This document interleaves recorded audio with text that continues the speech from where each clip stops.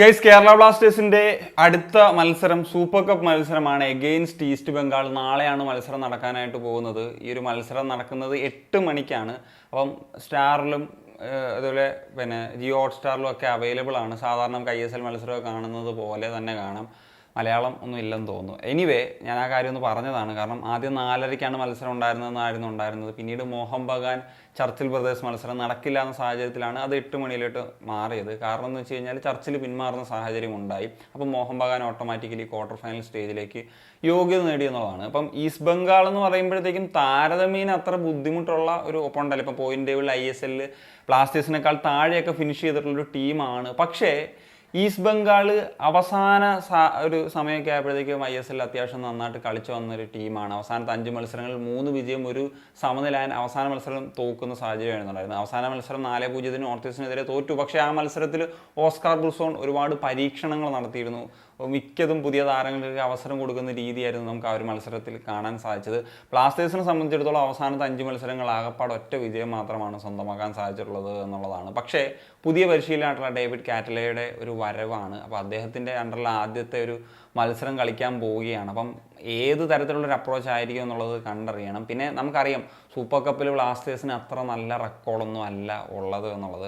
ബ്ലാസ്റ്റേഴ്സിന് ഇപ്പോൾ ഈസ്റ്റ് ബംഗാൾ കടന്നു കഴിഞ്ഞാൽ തന്നെ സെമി ഫൈനൽ വരെ എത്താനുള്ള ഒരു സാധ്യതയുണ്ട്. കാരണം അടുത്ത സ്റ്റേജ് മോഹൻ ബഗാനെയാണ് നേരിടേണ്ടത്. മോഹൻ ബഗാൻ പ്രധാന താരങ്ങളെയൊക്കെ റെസ്റ്റ് ചെയ്യും എന്നുള്ളതാണ് കേൾക്കുന്നത്. അതായത് വിദേശ താരങ്ങളില്ലാതെ കളിപ്പിക്കാൻ പോകുന്നു എന്നുള്ള വാർത്തകളൊക്കെ ഉണ്ട്. അപ്പോൾ അതൊരു നല്ല സാധ്യതയാണ്. പക്ഷേ ബ്ലാസ്റ്റേഴ്സിന് ചരിത്രത്തിൽ സൂപ്പർ കപ്പിൽ ഇതുവരെ ക്വാർട്ടർ ഫൈനൽ സ്റ്റേജ് കളിക്കാനായിട്ട് സാധിച്ചിട്ടില്ല എന്ന് പറയുന്നൊരു മോശം റെക്കോർഡുണ്ട്. ബ്ലാസ്റ്റേഴ്സിൻ്റെ സൂപ്പർ കപ്പിലെ ആറ്റിറ്റ്യൂഡ് എപ്പോഴും നമ്മൾ ചോദ്യം ചെയ്യാറുള്ളതാണ്.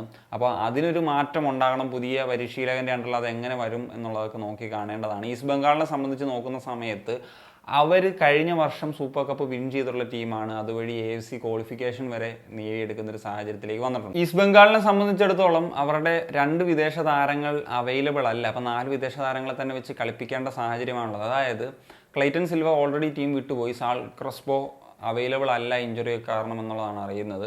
ബ്ലാസ്റ്റേഴ്സിനെ സംബന്ധിച്ച് നോക്കുവാണെങ്കിൽ വിദേശ താരങ്ങളൊക്കെ തന്നെ അവൈലബിൾ ആണ്. പ്രധാനമായിട്ടില്ലാത്തത് നോറ ഫെർണാണ്ടസ് ആണ്. സ്ക്വാഡിൽ തന്നെ ഇല്ല. കോറു സ്ക്വാഡിലുണ്ട്, പക്ഷേ ആദ്യത്തെ മത്സരത്തിലേക്ക് അവൈലബിൾ ആകുമോ എന്നുള്ളത് അറിയത്തില്ല. എനിവേ, ഞാൻ ഒരു ടഫ് കോമ്പറ്റീഷൻ തന്നെയാണ് ബ്ലാസ്റ്റേഴ്സ് ഈസ്റ്റ് ബംഗാളിനെതിരെ ഒരു പ്രതീക്ഷിക്കുന്നത് എന്നുള്ളതാണ്. നമുക്കിനി ഇരു ടീമുകളുടെയും ഒരു എക്സ്പെക്റ്റഡ് 11 ഒന്ന് പരിശോധിക്കുന്ന സമയത്ത് ഈസ്റ്റ് ബംഗാൾ ഒരു 4-4-2 ഫോർമേഷനിലാകും കളിക്കുന്നുണ്ടാകുക. ഗോൾ കീപ്പർ എന്ന നിലയിൽ ഗിൽ, സെൻട്രൽ ബാക്കിലേക്ക് വരുമ്പോൾ Hector Yuste and Anwar Ali, right ബാക്കിൽ മുഹമ്മദ് റാക്കിബ്, ലെഫ്റ്റ് ബാക്കിൽ നിഷു കുമാർ. ഒരു മിഡ്ഫീൽഡേഴ്സ് എന്ന് പറയുന്ന റോളിലേക്ക് വരുന്ന സമയത്ത് സൗവിക് ചക്രവർത്തി ആൻഡ് ജീക്സൺ സിംഗ്, സോൾ ക്രിസ്പോയുടെ അഭാവത്തിൽ, ആൻഡ് റൈറ്റിൽ വിഷ്ണു, ലെഫ്റ്റിലേക്ക് വരുമ്പോൾ ചെലിസ്, ആൻഡ് ഒരു 2 സ്ട്രൈക്കേഴ്സ് എന്ന നിലയിലേക്ക് വരുമ്പോഴത്തേക്കും ദിമിത്രിയസ് ഡയമണ്ടക്കോസ് ആൻഡ് റാഫേൽ മെസ്സി ബൗലി എന്നീ താരങ്ങളെയാണ് പ്രതീക്ഷിക്കുന്നത്. ഈ പറഞ്ഞ സെക്കൻഡ് ഹാഫിൽ ഇപ്പോൾ മഹേഷിനെ പോലെയുള്ള താരങ്ങളെ, ഇപ്പോൾ മഹേഷിനെ ഫസ്റ്റ് 11 ഉൾപ്പെടുത്താവുന്ന ഒരു താരം തന്നെയാണ്. ചിലപ്പം വേണമെങ്കിൽ ഈ പറഞ്ഞ സെൻട്രൽ മിഡ്ഫീൽഡ് റോളിൽ വേണമെങ്കിൽ അദ്ദേഹത്തെ ഉൾപ്പെടുത്താവുന്ന സാഹചര്യമാണ്. അങ്ങനെ കളിപ്പിക്കുകയും ചെയ്തിട്ടുണ്ട്. അപ്പം ബാക്കി താരങ്ങളൊക്കെ ആ തരത്തിൽ ഉപയോഗിക്കുമെന്നുള്ളതാണ് പ്രതീക്ഷിക്കുന്നത്. ആൻഡ് കേരള ബ്ലാസ്റ്റേഴ്സിലേക്ക് വരുന്നൊരു സമയത്ത് ഒരു 4-2-3-1 ഫോർമേഷനിലാണ് ഞാൻ എക്സ്പെക്റ്റ് ചെയ്യുന്നത് ബ്ലാസ്റ്റേഴ്സിൻ്റെ ഒരു 11. ഗോൾ കീപ്പർ എന്ന നിലയിലേക്ക് വരുമ്പോൾ കമൽജിത്ത് സിംഗ്, സെൻട്രൽ ബാക്കിൽ വികാഷ് ആൻഡ് മിലോസ്, റൈറ്റ് ബാക്കിലേക്ക് വരുമ്പോൾ ഐബാൻ, ലെഫ്റ്റ് ബാക്കിലേക്ക് വരുമ്പോൾ നവോച്ച സിംഗ്, ഹോൾഡിംഗ് മിഡ്ഫീൽഡേഴ്സ് എന്ന നിലയിൽ ഡൂസൺ, ഒരു DM എന്ന നിലയിലും ഒരു സെൻട്രൽ മിഡ്ഫീൽഡർ എന്ന നിലയിൽ വിപിൻ മോഹനും, ഒരു അറ്റാക്കിംഗ് മിഡ്ഫീൽഡർ എന്ന നിലയിൽ ഏഡ്രിയാൻ ലൂണയും, ലെഫ്റ്റിൽ നോവ, റൈറ്റിൽ അമാവിയ ആൻഡ് ഒരു സെൻട്രൽ ഫോർവേഡ് എന്ന നിലയിൽ ഹെസൂസ് ഇമിനസ്. ഇതാണ് പ്രതീക്ഷിക്കുന്നത്. സെക്കൻഡ് ഹാഫിൽ നമുക്ക് ഈ പറഞ്ഞതുപോലെ ഐമൻ അല്ലെങ്കിൽ പെപ്ര തുടങ്ങിയിട്ടുള്ള താരങ്ങൾ, ഡാനിഷ് ഫറൂഖിനെ തുടങ്ങിയിട്ടുള്ള താരങ്ങളെയൊക്കെ എക്സ്പെക്റ്റ് ചെയ്യാം എന്നുള്ളതാണ്. So that's it guys. അപ്പം ഇതൊക്കെയാണ് പറയാനുള്ളത്. എന്താണ് നിങ്ങൾ ഈ ഒരു മത്സരത്തിൽ എക്സ്പെക്റ്റ് ചെയ്യുന്നത്? ബ്ലാസ്റ്റേഴ്സിന് ക്വാർട്ടർ ഫൈനൽ സ്റ്റേജിലേക്ക് കടക്കാനാകുമോ?